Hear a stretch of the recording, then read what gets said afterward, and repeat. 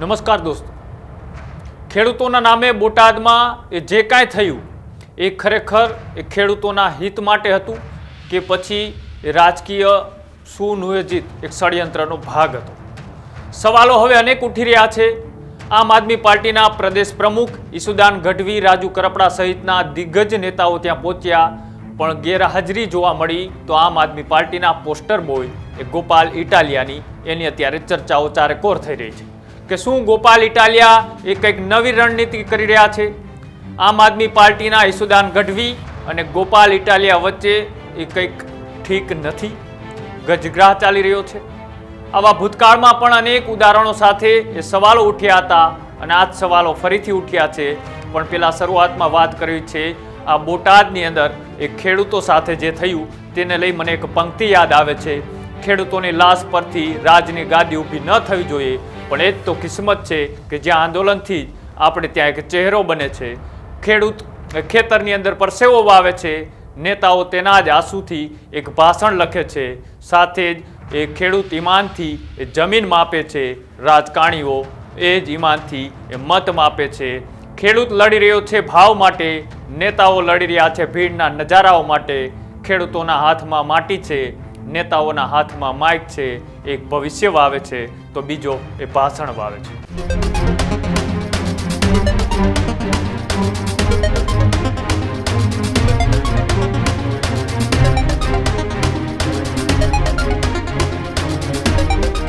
બોટાદની અંદર એ ગઈકાલે જે પણ કાંઈ થયું તેને લઈ હવે તેના પડઘા એ અનેક ચર્ચાઓની વચ્ચે થઈ રહ્યા છે. ખેડૂતોના મુદ્દે થઈ રહ્યા છે, રાજકીય ષડયંત્રના રીતે થઈ રહ્યા છે. આમ આદમી પાર્ટીના બે દિગ્ગજ નેતા ઈસુદાન ગઢવી અને ગોપાલ ઇટાલિયા વચ્ચે જે ગજગ્રાહ છે તે અહીંયા પણ ક્યાંક ને ક્યાંક એ ઉડીને આંખે વળગે તે રીતના દેખાઈ રહ્યો છે. શરૂઆત કરવી છે રાજકીય ગલિયારાઓમાં. આ દિવસનો એક ચર્ચાનો વિષય એટલા માટે બન્યો છે કેમ કે બોટાદ એપીએમસી તેની અંદર જે વિવાદ થયો, કપાસમાં કડદાના વિવાદે હવે રાજકીય રંગ ધારણ કરી લીધો છે. જે શરૂ થયું હતું ખેડૂતોના પ્રશ્ન તરીકે, હવે સીધું રાજકીય ભૂકંપ ના બની જાય તેવી પણ ચર્ચાઓ શરૂ થઈ છે.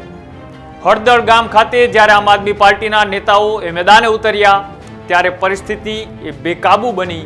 પોલીસ અને ખેડૂતો વચ્ચે ઘર્ષણ થયું અને અંતે એ 85 લોકો સામે એ પોલીસ સ્ટેશનની અંદર ફરિયાદ પણ દાખલ થઈ. આ ફરિયાદમાં એ જે કિસાન મહાપંચાયતનું જેમના દ્વારા એ આહવાન કરવામાં આવ્યું હતું એ રાજુ કરપડા, પ્રવીણ રામ સહિતના નેતાઓ સહિત 85 લોકો સામે અત્યારે પોલીસ સ્ટેશનમાં ફરિયાદ દાખલ થઈ. હજુ મોટા ખુલાસાઓ છે તે થઈ શકે છે. ફરિયાદમાં લગભગ 90% જેટલા લોકો એ સુરેન્દ્રનગર જિલ્લાના હોવાનું પણ સામે આવી રહ્યું છે. ફરિયાદી યાદીમાં રાજુ કરપડા, પ્રવીણ રામ, જૂનાગઢના રાજુ બરખતરિયા જેવા ચહેરાઓના નામ પણ સામેલ છે. પોલીસ કહે છે કે આમ આદમી પાર્ટીએ સોશિયલ મીડિયા મારફતે એ પૂર્વ નિયોજિત રીતે મહાપંચાયતનું એક કાવતરું ઘડ્યું હતું. કોઈ પરવાનગી લેવામાં નથી આવી.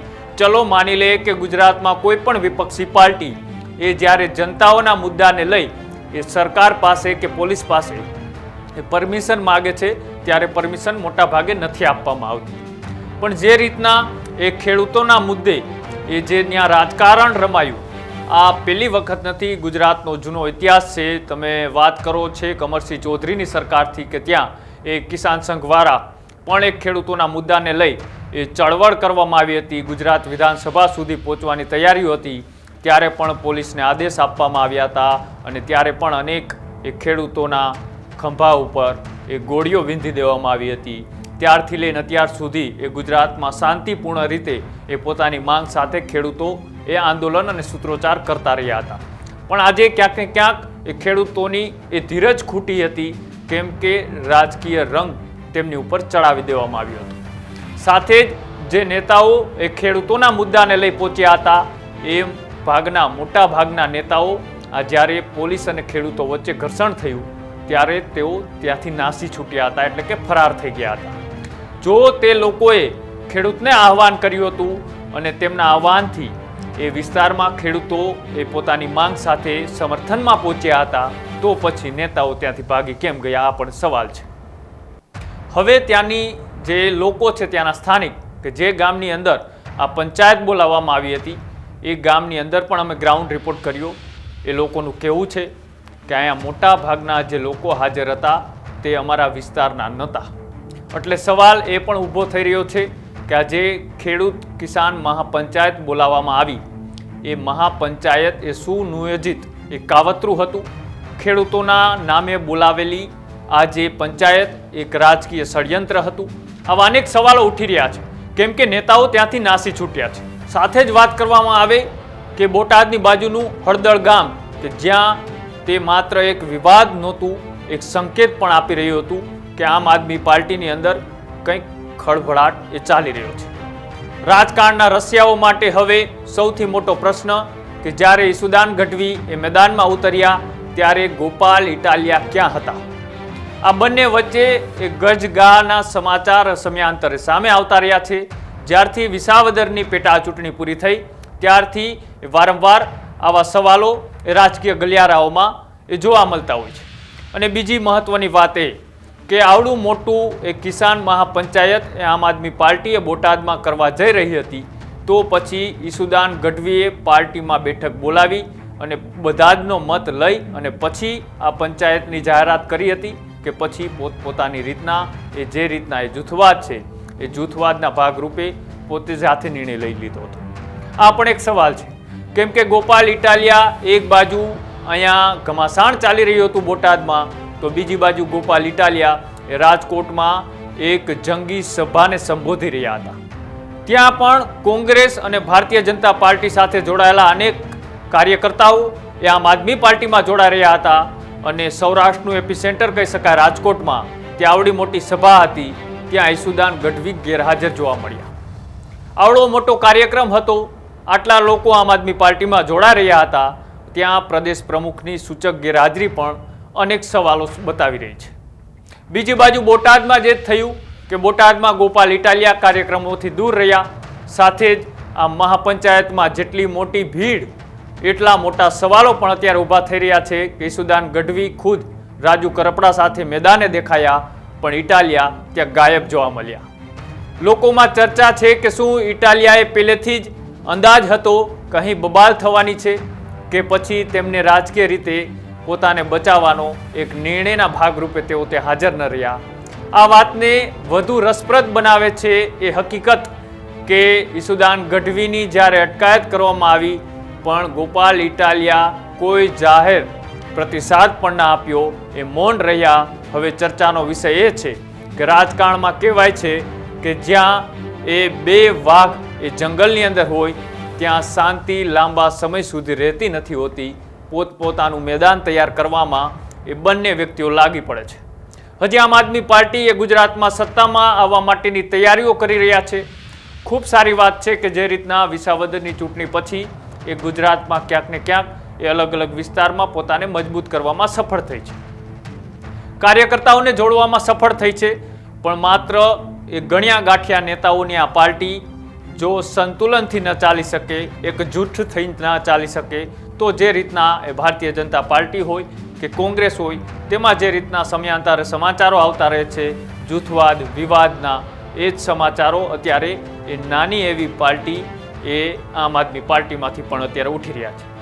એક સમયે ઈસુદાન અને ઇટાલિયાની જોડીએ ગુજરાતને મજબૂત ફ્રેમવર્ક બનાવવા માટે ઊભું કર્યું હતું, પરંતુ હવે એ જોડાણ ક્યાંક ને ક્યાંક તૂટતું હોય તેવું દેખાઈ રહ્યું છે.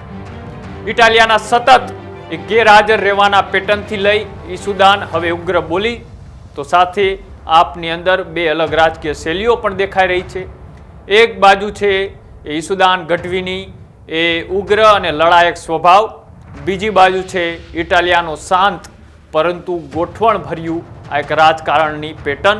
અને હવે આ બંને વચ્ચેની એ દૂરી એ સ્પષ્ટ દેખાઈ રહી છે જ્યારે ચૈતર વસાવા ઉપર એ કેસ દાખલ થયો અને આ કેસ બાદ જ્યારે આમ આદમી પાર્ટીના તમામ નેતાઓ એ ચૈતર વસાવાના સમર્થનમાં રાજપીપળા પહોંચ્યા હતા, ત્યારે પણ એ વિસ્તારમાંથી સવાલો ઉઠી રહ્યા હતા. કોઈ સવાલો અમારા પોતાના નથી કે અમે ઊભા કરેલા નથી, એ વિસ્તારમાંથી જ એ ચૈતર વસાવાના સમર્થકોએ જ ઊભા કરેલા હતા કે અહીંયા આવી ગોપાલ ઇટાલિયા અને બીજા તેમના કાર્યકર્તાઓએ અને નેતાઓએ અહીંયા વાતાવરણ દોડવાનું કામ કર્યું છે. જો તે લોકો અહીંયા ન આવ્યા હોત તો ચૈતર વસાવા ને આટલા દિવસ જેલમાં ન જવું પડે. એવા પણ સવાલો ઉઠી રહ્યા છે. ત્યારે પણ ગરજગા જોવા મળ્યો હતો. વિસાવદરની ચૂંટણી પૂરી થઈ ત્યારે ઈસુદાન સુરતમાં હોય તો ઇટાલિયા અમદાવાદમાં હોય, ઈસુદાન અમદાવાદમાં હોય તો ઇટાલિયા રાજકોટ કે વિસાવદરમાં હોય. બંને ક્યારેય એક મંચ ઉપર જોવા નથી મળતા. જ્યારે કોઈ તેમના દિગ્ગજ નેતાઓ એટલે કે અરવિંદ કેજરીવાલ કે પછી એ પંજાબના મુખ્યમંત્રી ભગવત માન જેવા નેતાઓ આવે ત્યારે ફરજિયાત એ મોઢા પર એ ઝાપટ મારીને ગાલ લાલ રાખવા જેવી બાબતે એ બંને એક મંચ ઉપર જોવા મળતા હોય છે. ખેર એ પોતાના અંદરની પક્ષની વાત છે. હળદળ ગામમાં બબાલ હવે શાંત છે, પણ એ બબાલે જે રાજકીય ધુમાડો ઊભો કર્યો છે એ હજુ પણ હવામાં તરતો દેખાઈ રહ્યો છે. આપના કાર્યકર્તાઓના મોઢે એક સવાલ છે કે શું ઈસુદાન અને ઇટાલિયા વચ્ચે હવે અંતર એ વધી રહ્યું છે? હાલ અમારી પાસે આનો કોઈ જવાબ નથી, પણ રાજકીય ગલિયારાઓની અંદર ચર્ચાઓ છે કે આપના આંતરિક ગરજગા એ સપાટી પર પહોંચી ગયો છે અને ઈસુદાન કહે છે ખેડૂતો માટે એ અમે લડાઈ લડીશું, ભલે દંડ ધમકીઓ કે પછી અમારી ઉપર ફરિયાદ થાય, પણ ઇટાલિયા ક્યાંક ને ક્યાંક એ શાંત ખૂણામાં ઊભા રહીને બધું નિહાળી રહ્યા હોય કે પછી તેઓ કંઈક એ મોટી ગોઠવણના તૈયારીઓમાં હોય. આવું પણ અત્યારે દેખાઈ રહ્યું છે. એક સ્પષ્ટ વાત છે કે જે હળદળની અંદર જે બબાલ થઈ એ માત્ર એપીએમસીનો વિવાદ નથી, એક રાજકીય ટર્નિંગ પોઈન્ટ પણ છે કે જે આમ આદમી પાર્ટીની આ અંદર એ નવા સમીકરણોની શરૂઆત એ અત્યારથી દેખાઈ રહી છે.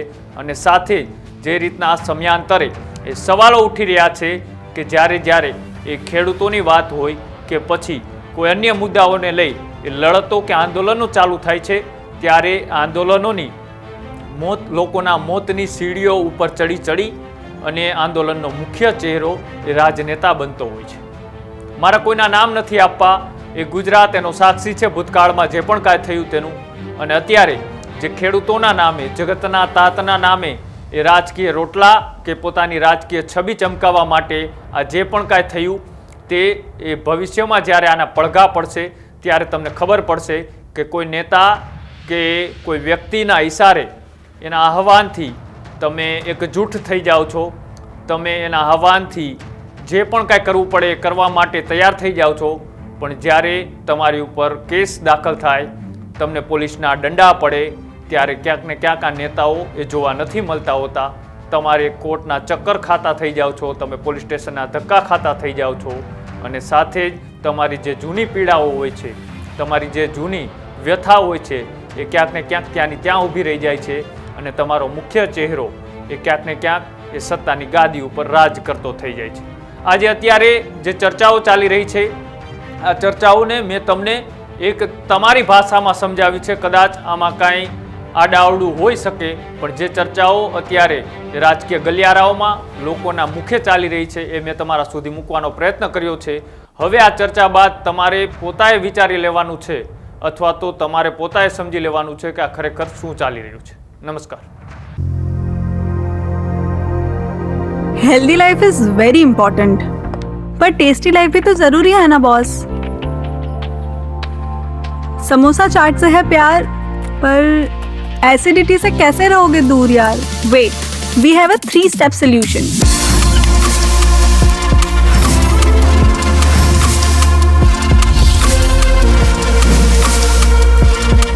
विट्रिशियन ओरल स्ट्रिप, क्योंकि टेस्टी लाइफ भी तो जरूरी है ना बॉस.